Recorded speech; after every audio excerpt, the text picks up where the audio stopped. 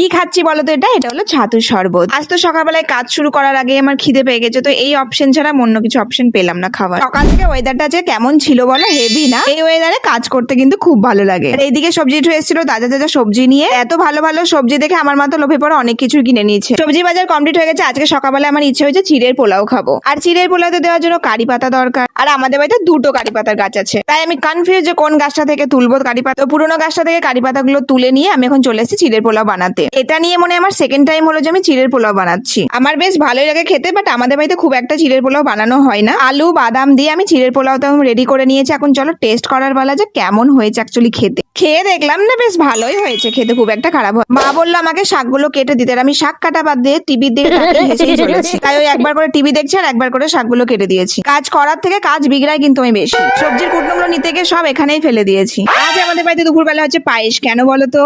আজ আমার বাবার জন্মদিন। তো বাবার জন্মদিনে কি কি রান্না বান্না হলো চলো একবার দেখে নি। হয়েছে শাক, হয়েছে আলু ভাজা, হয়েছে কলা ভাজা, হয়েছে পটল ভাজা, হয়েছে তার সাথে মাছের মাথা দিয়ে মুগের ডাল, রুই মাছের কারি বানানো হয়েছিল, তার সাথে পায়েস তো ছিল, কিন্তু স্যালাডও বানানো হয়েছে। বাবা এরকম ঘরোয়া খাবার খেতেই খুব পছন্দ করে, আর বাবার তো মাছ বেশি ফেভারিট, সেই জন্য আজকে বাবার জন্য এইসব রান্না বান্না গুলো করা হয়েছে। তো এখন আমরা সবাই মিলে দুপুরবেলায় বসে গেছি খেতে। আর এত টেস্টি টেস্টি খাবার দেখে কি লোভ সামলে থাকা যায়? দুপুরের খাওয়া দাওয়া সেরে কিছুক্ষণ পর আবার পায়েসটাও খেয়ে নিলাম। আর আমার তো পায়েস খেতে খুবই ভালো লাগে। এই যে এখন আমি এত কিছু জোগাড় করেছি কেন বলো তো? কেউ কি গেস করতে পারছো এগুলো দিয়ে কি হবে? এগুলো দিয়ে আজকে আমি বানাবো আমার হোম মেড হেয়ার অয়েলটা। বাট আজকে এটা আমার জন্য হচ্ছে না, আমার দিদির জন্য তৈরি করে দিচ্ছি। এই হেয়ার অয়েলটা ইউজ করে কিন্তু আমার হেয়ার ফলটা অনেকটাই কমেছে। তাই দিদিকেও বললাম যে তুই একটু ইউজ করে দেখ যদি কমে। তেলের মধ্যে একে একে সবকিছু দিতে দিতে মনে হলো তেলের পরিমাণটা একটু বেশি হয়ে গেছে। তাই দেখো মনে হচ্ছে এখন এই বাটি থেকে মনে হচ্ছে তেলটা উপচে পড়েই যাবে। এই হেয়ার অয়েলের স্মেলটা না আমার খুবই ভালো লাগে। বেশিক্ষণ তো সময় লাগে না। তো দেখো আমার হেয়ার অয়েলটা প্রায় রেডি হয়ে গেছে। এটাকে নামিয়ে নিয়ে আর এই দেখো কালারটা দেখো এরকম টাইপের হয়েছে। তোমরা কি কেউ হোমমেড হেয়ার অয়েল ইউজ করছো জানিও কিন্তু। সন্ধ্যাবেলা ইভিনিং ওয়াক করতে বেরিয়ে গেছি